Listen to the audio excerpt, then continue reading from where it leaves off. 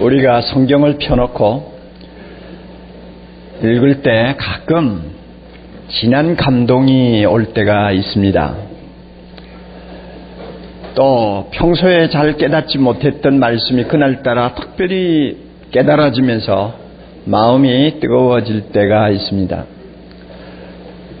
얼마 전에 제가 이 본문의 말씀을 읽다가 참 제 마음에 새삼스러운 감동이 젖어오는 것을 느꼈습니다. 야, 내가 예수 믿게 되었다는 것이 이렇게 대단한 것이구나. 내가 예수 믿게 되었다는 이 사실, 이건 너무너무 큰 축복이구나 하는 것을 제가 새삼스럽게 느끼면서 감사를 한 일이 있습니다. 왜 제가 이와 같이 깨닫게 되고 또 느끼게 되었는가 하는 것을 잠깐 말씀을 드리죠. 어느 부자가 죽어서 세상을 떠났죠. 그 부자 이전에, 부자가 죽기 전에 문간에 있던 거지도 나사로라고 하는 사람이 죽어서 적당히 묻혔어요. 무덤 저편에서는 어떤 일이 일어나는지 아무도 몰랐어요. 오직 예수님은 알고 계셨어요. 부자는 너무너무 무서운 곳으로 인도함을 받았습니다. 불꽃 가운데서 24시간 365일 견딜 수 없는 고통을 겪는 자리로 갔습니다. 거지는 아브라함 품이라고 하니까 분명히 하나님의 품이에요. 하나님의 품에 안겼습니다. 세상에서 그토록 고생하며 참 한이 쌓일 대로 쌓인 인생을 산 것 같지만 주님의 품에 안기면서 그는 영원한 축복을 누리게 되었습니다. 불 속에서 고통하는 부자가 어느 날 눈을 들어 보니 하나님의 품에 안긴 문간의 거지 나사로가 눈에 들어왔습니다. 기가 막히는 거예요. 차라리 안 본다면 모르지만 눈에 그 사실을 본다는 것은 아마 불꽃 속에서 고통하는 것 이상의 마음의 아픔과 한과 고통을 안겨주었을 거예요. 그가 견디다 못해서 하나님에게 이렇게 부르짖었습니다. 아브라함에게 부르짖은 것은 하나님께 부르짖었다는 이야기입니다.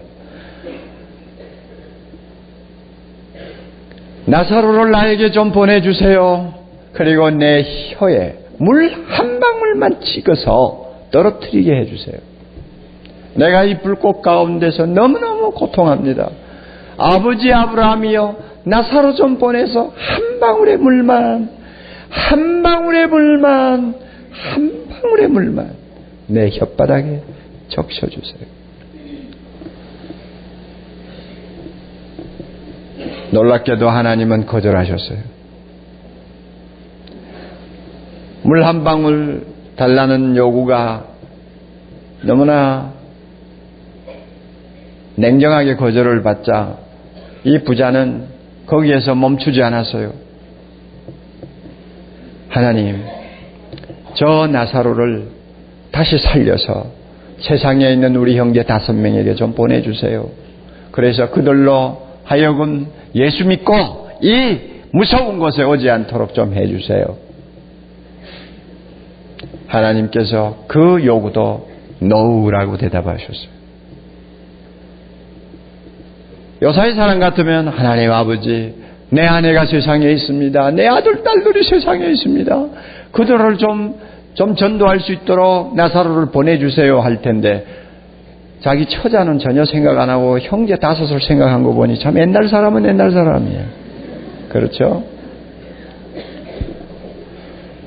하나님께서 안 된다고 그랬어요. 보낼 수가 없다고 그랬어요.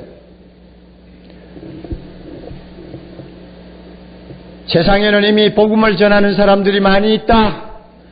또 복음을 기록한 성경 말씀도 내가 주었느니라.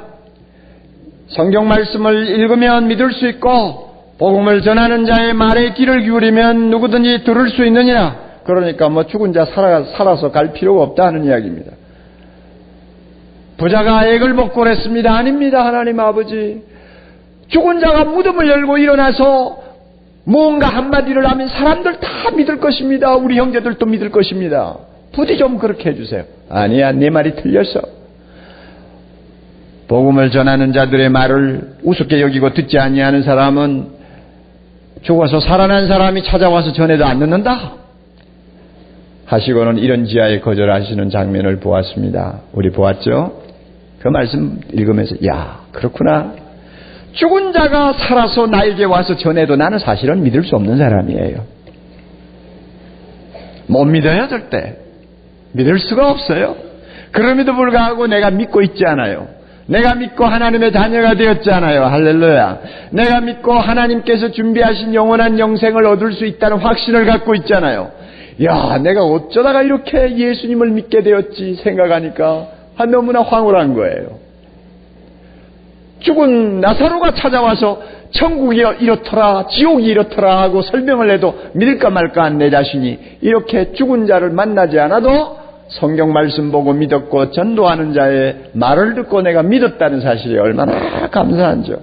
여러분에게도 이와 같은 감격이 좀 있었으면 좋겠습니다. 우리 생각에는 이적 기사를 보면은 틀림없이 모두가 믿을 것이라고 생각하잖아요. 그런데 하나님은 안 그렇대요. 이적 기사를 보고 믿는 것은 믿을 것이라고 생각하는 것은 착각이래요. 우리가 말하는 믿음은요, 구원받는 믿음을 이야기합니다. 믿음이라고 다 똑같지를 않아요.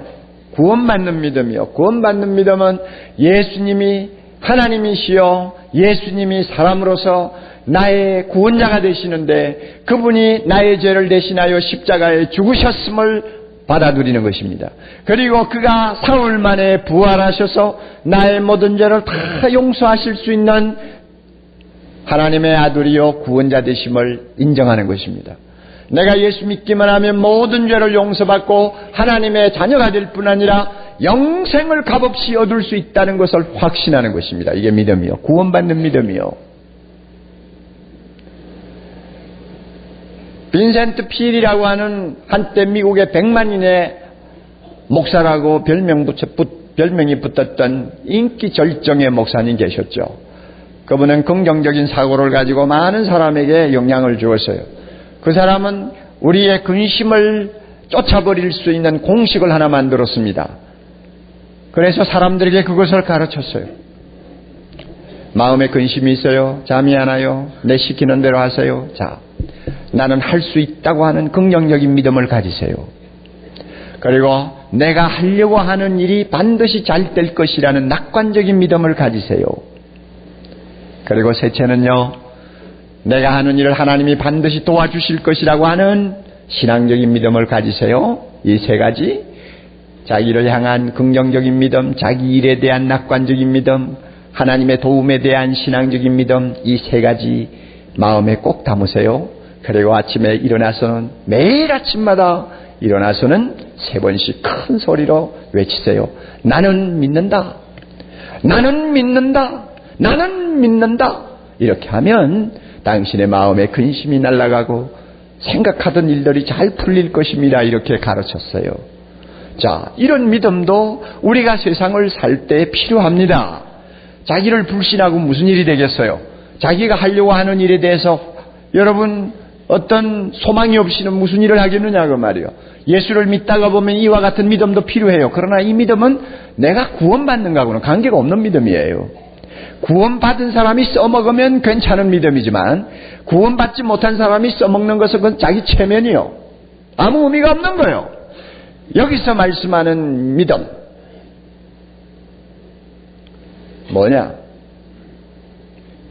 죽은 자가 살아나와서 말을 해도 나는 믿을 수 없는 믿음인데 이 믿음이 뭔지 아세요? 이적을 보고도 믿을 수 없는 믿음, 그 믿음을 하나님이 우리에게 주셨어요. 이런 의미에서 참 우리는 놀라운 사람이 되었다는 생각을 합니다. 여러분 이적 기사 보면 다 믿을 것 같죠? 그런데 성경을 보면 너무 분명하게 그것은 사실과 다르다는 것을 우리에게 가르쳐 주셨어요. 예수님을 쫓아다니던 무리들 가운데 이적 기사를 얼마나 많이 보았습니까? 3년 동안 정말로 깜짝깜짝 놀랄 만한 이적을 얼마나 많이 보았습니까? 많은 그 가운데서 예수 믿는 사람이 몇 명이나 되세요? 심지어요, 이적 기사를 가장 많이 행한 가버나움이라든지 고라신 같은 동네 사람들이 제일 안 믿었어요. 그러니까 주님이 나중에는 화 있을진저 고라시나 화 있을진저 가버나움 사람들아, 너희들에게 행한 이적 기사를 차라리 소돔 고모라에 가서 내가 행했더라면 그들이 회개하고 돌아왔을 것이라, 이런 말씀까지 하셨어요. 이적 기사, 그것이 우리를 믿게 하는 것 아닙니다. 예수님이 십자가에 못 박혔을 때 지나가는 사람들이 소리쳤죠. 십자가에서 뛰어내려라, 뛰어내리는 것을 보면 내가 믿겠다고 소리쳤지만 그것도 다 새빨간 거짓말이요. 서로 예수님이 뛰어내리는 것을 그들이 보았다 할지라도 그들은 믿을 수 없는 사람들입니다. 그러므로 이적 기사가 우리를 믿게 하는 것이 아닙니다. 그럼에도 불구하고 우리가 믿었단 말입니다. 이런 의미에서 믿음은 은혜입니다. 전적인 은혜입니다. 믿음은 은혜예요. 왜? 내가 믿을 수 없는 것을 하나님이 믿게 하셨으니까 은혜입니다. 하나님이 믿게 하셨어요. 로마서 9장 16절 하나님께서 이렇게 말씀하시죠. 원한다고 믿어지는 줄 아느냐? 아니다. 다름박질한다고 믿어지는 줄 아느냐? 남보다도 노력도 한다고 믿어지는 줄 아느냐? 아니다. 오직 불쌍히 여기시는 하나님이 믿게 하실 때 믿어진다 그랬어요. 그러니까 우리가 어떤 사람이에요? 하나님이 믿게 해서 믿어진 사람이에요. 여러분 한번 생각해 보세요. 예수님이 하나님의 아들이라는 것을 무슨 재주로 여러분이 설득당한 것입니까? 여러분, 예수님이 십자가에 죽으셨는지 안 죽으셨는지는 모르지만 그분이 서로 죽었다고 합시다. 그것이 나의 죄를 위해 죽었다는 것을 무슨 재주로 여러분이 그렇게 확인하고 의심하지 않고 믿습니까? 내가 생각해도 희한하잖아요. 예수님이 부활하셨다는 거 우리가 어디 그 근처에 있었습니까? 아무도 본 사람도 없어요. 그분이 부활하셔서 하나님 나라에 계시고 오늘날 우리를 구원하시기 위하여 대제사장이 되신다는 거 우리가 듣기는 들었습니다만 그걸 확인할 길이 없잖아요. 그럼에도 불구하고 우리는 그것을 사실처럼 믿고 있잖아요. 아멘. 무슨 재주로 믿은 거예요? 하나님이 성령을 통해서 믿게 하신 거예요. 그러므로 전적 은혜입니다. 우리의 믿음은 기적입니다. 왜냐하면 우리 힘으로 믿을 수 없음에도 불구하고 믿게 되었으니까 이거는 기적이죠. 우리 모두가 이와 같이 큰 복을 받은 사람들입니다. 이 믿음의 복을 받은 것을 우리 모두 감사합시다. 특별히 세례 받으시는 분들 정말 감사합시다. 내가 믿고 싶다고 믿는 거 아니에요. 여러분 점잖은 분들 여기 여러분 계시는데 여러분 이 자리에 와 앉아 계시면서 내가 어쩌다가 이 자리에 와 앉아 있나 지금. 어쩌다가 내가 믿었지 한번 생각해 보세요. 참 희한하다. 여러분 스스로가 그렇게 느낄 거예요. 그러나 성경 말씀에 비추어 보면 하나님이 믿게 하셨습니다. 내 안에 믿음의 기적이 일어난 것입니다. 세상은 여관과 같습니다. 다 갑니다. 예수님의 말씀에 나오는 부자도 갔어요. 그리고 거지도 죽었어요. 부자는 건강하고 보신탕을 많이 먹어서 좀 오래 살았고 거지는 영양실조에 걸려서 일찍 죽었어요. 어쨌든 일찍 갔든 늦게 갔든 다 갔어요. 아무도 이 세상에서 영원히 살 사람 없어요.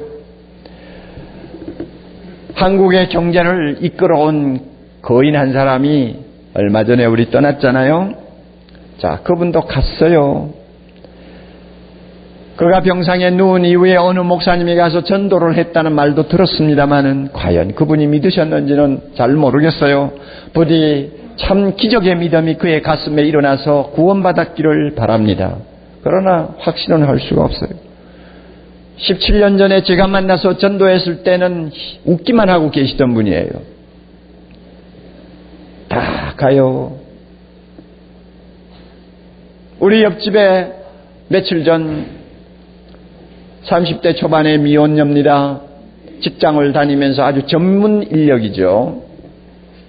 그날은 집에서 쉬고 있었는데 옆방에서 전화 걸던 어머니가 들으니까 딸방에서 캑 하고 무슨 이상한 소리가 나더래요. 왜 저러나 그랬는데 전화를 다 받고 그 다음에 또 들으니까 또 쾌 하더래. 그래서 달려가 봤더니 이미 하나님의 부름을 받고 세상을 떠나고 끝났어요. 그대는 가톨릭을 믿는다고 하는데 참 그 딸이 구원받았기를 간절히 바라는 마음입니다. 그러나 여러분, 우리 모두 가요. 다 가요. 간 다음에 무덤 저편에서 어떤 운명이 우리를 기다리느냐, 이건 참 기가 막힌 거예요. 부자와 같이 정말 뜨거운 불 속에서 영원히 고생할 운명이냐, 아니면 거지 나사로처럼 하나님의 품에 안겨 영원히 하나님이 주시는 축복을 누릴 운명이냐, 이거는 정말 중요한 거예요. 설마 하다가 만에 하나라도 우리가 부자와 같은 그런 처지에 놓이게 된다면 얼마나 원통하고 기가 막히겠어. 하나님이 믿을 수 없는 나 같은 놈을 사랑하셔서 기적적으로 은혜로 믿게 하셔서 부자가 간 그 무서운 운명을 피하게 해주신 거 얼마나 감사합니까? 얼마나 감사해요. 이거 생각하면 가슴이 뛰고 너무나 감격스러운 것입니다. 여러분 잘 들으세요. 우리가 거지처럼 살다가 세상을 떠나도 구원만 받을 수 있다면 우리의 삶은 축복된 삶이요. 우리가 부자처럼 살다가 예수 믿지 못해서 멸망받는다면 그것은 저주받은 삶입니다. 또 한 번 들으세요. 우리가 거지처럼 살다가 예수 믿고 천국 들어간다면 그것은 성공한 인생이요. 우리가 부자처럼 산다 할지라도 예수 믿지 못해서 지옥 간다면 그것은 실패한 인생입니다. 몇십 년 성공한들 그것이 무슨 성공입니까? 나중에는 다 먼지 속에 영원히 다 묻혀버릴 그런 성공을 가지고 성공이라고 그래요? 그리고는 그 다음 무덤 저편에서 영원토록 저주받은 인생을 산다면 그게 무슨 성공이요? 그러므로 오늘 나에게 믿음 주신 하나님께 감사합시다. 나를 믿게 하신 하나님께 감사하자 말이에요. 전도인의 말을 듣고 믿었든지 부모의 권유로 의해서 믿었든지 아니면은 우연히 성경 보다가 믿게 됐든지 친구 때문에 자연히 전도를 받게 되었든지 병이 나가지고 병상에서 비로소 믿음을 갖게 되었든지 간에 상관없어요. 보이지 않는 하나님의 손이 내 마음을 부드럽게 하셔서 성령께서 감동하셔서 내가 믿게 되었다는 사실을 여러분 우리 모두가 감사할 수 있기를 바랍니다. 이 감격을 가지고 사는 사람이 세상에서 가장 행복한 사람입니다. 인생 살기 피곤하죠? 이 문제 해결되면 저 문제가 따라오죠? 밤낮 없이 마음에 짓누르는 무엇이 있죠? 초조함이 있죠? 쫓김이 있죠? 인생은 다 그래요. 죽을 때까지 그래요. 돈 가진 사람은 돈 가진 대로 쫓기고 돈 없는 사람은 돈 없는 대로 쫓기고 머리 좋은 사람은 머리 좋은 대로 고민이 많고 머리 둔한 사람은 머리 둔한 대로 인생이 따분한 거예요. 세상은 다 그래요. 자, 이럴 때마다 우리가 다시 한번 힘을 얻고 일어설 수 있는 원천이 뭔지 아세요? 나 같은 것을 하나님이 구원하시려고 믿게 만들어 주셨구나. 하나님이 나를 사랑하셔서 믿을 수 없는 나를 믿도록 해주셨구나. 너무너무 감사하다. 이러한 감격을 우리 가슴에 담으면 나도 모르게 찬송이 나옵니다. 그리고 마음에 있는 여러 가지 무거운 감정들을 우리가 흩어버리고 벌떡 일어날 수가 있습니다. 이와 같은 은혜가 여러분에게 매일 샘솟듯이 이어질 수 있기를 바랍니다. 이것이 예수 믿는 사람의 모습이에요. 내가 믿는다는 사실을 기적처럼 생각하세요. 정말 감사하세요.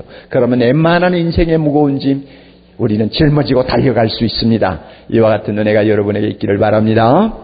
다 같이 기도하십시다.